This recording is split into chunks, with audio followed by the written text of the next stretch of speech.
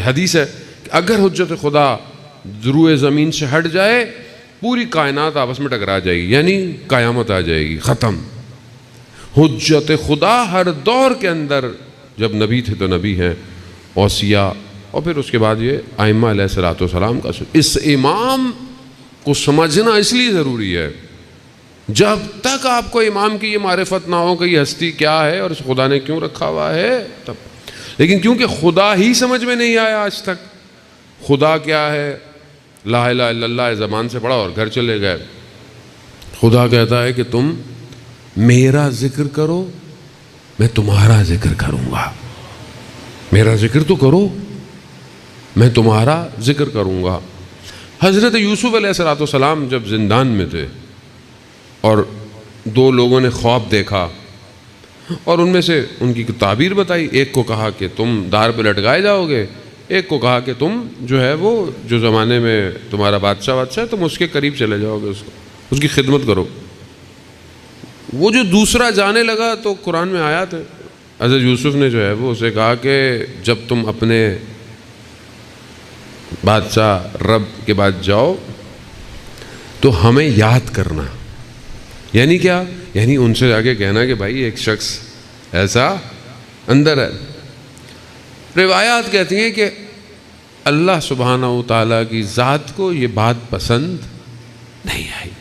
بہرحال وہ نبی ہیں، معصوم ہیں، اور ان کا درجہ بہرحال وہ خدا جانے، اور ان کے آپس کے معاملات ظاہر ہے ہم اس کو بیان نہیں کر سکتے۔ لیکن کہتے ہیں کہ خدا کو یہ اچھا نہیں لگا کہ مطلب یوسف۔ پھر کہتے ہیں کہ انہیں دکھایا سمندر کے تہے میں پتھر کے اندر ایک کیڑا ہے۔ خدا نے دکھایا کہ دیکھو اس کو غذا کون دے رہا ہے؟ ہم دے رہے ہیں۔ تو آپ کیوں پریشان ہو رہے ہیں؟ ہم نے آپ کو آپ کے بھائیوں سے بچایا، مصر کی عورتوں سے بچایا، ہمیں پتہ ہے آپ کا۔ کہتے ہیں 7 سال زندان ایکسٹینڈ ہو گیا، 7 سال پہلے تھے، 7 سال کہا کہ اور رہی ہے۔ بہرحال وہ ہم ان باتوں کو شاید الفاظ اور درک نہیں کر سکتے۔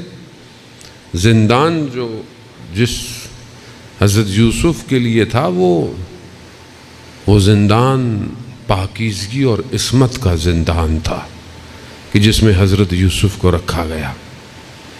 ایک شخص کتاب میں بتاتے ہیں کہ وہ بہرحال بہت خوبصورت تھا، جوان تھا اور مزدور ٹائپ کا تھا، لیکن بہرحال وہاں پہ اس قبیلے کی جو بھی سردار تھا، اس کی خاتون تھی، اس کا دل جو ہے وہ اس پر آیا، تو کسی طریقے سے گھیر کر اس کو اس خیمے میں بلایا۔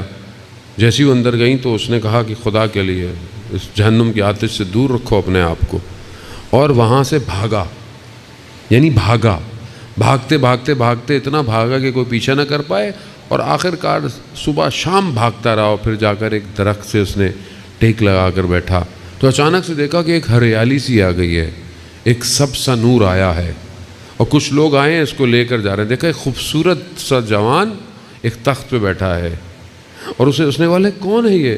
کہا یہ حضرت یوسف ہے۔ کہا انہوں نے تمہیں بلایا ہے کہ جس طرح حضرت یوسف نے اپنے آپ کو پاک دامن رکھا، تم نے بھی اپنے آپ کو پاک دامن رکھا ہے۔ آج کا جوان جان تو کیونکہ قرآن احسن القصص بیان کر رہا ہے۔ اگر آج آپ کی ایک نگاہ، ایک قدم، ایک عمل اللہ کی خاطر، اگر آج جوان اپنی ایک نگاہ کو بچاتا ہے، خدا کیا کہہ رہا ہے؟ میرا ذکر ہے یہ، تم کرو ایک قدم، میں تمہارا ذکر کروں گا، میں تمہیں بچاؤں گا۔ حضرت یوسف علیہ السلام، اور پھر اس کے بعد یہ سلسلہ اس طرح چلتا رہا کہ جس نے اپنے آپ کو خدا کے لیے بچایا، پھر خدا نے ان کے ذکر کو کتنا عام کر دیا۔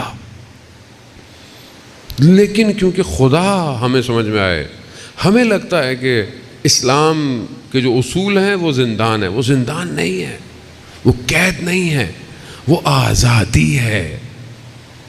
مجھے کسی بچی نے لٹریچر سے بھیجا، پورا نہیں پڑھ پایا میں، کہ مولانا صاحب آپ آزادی کی باتیں کرتے ہیں، آزادی ایسے ہی مفہوم ہے، حقیقت نہیں ہے۔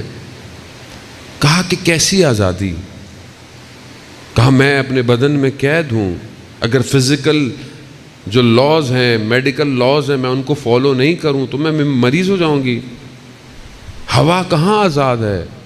بہرحال وہ بچی ظاہر ہے آج کل کے معاشرے کے اندر بچے جو پڑھ رہے ہیں ان کے وہ بہت اچھی بات ہے، بچے اگر اچھا سوال کریں اور یہ وہ، اصل آزادی اس بدن کی نہیں ہے زانے محترم۔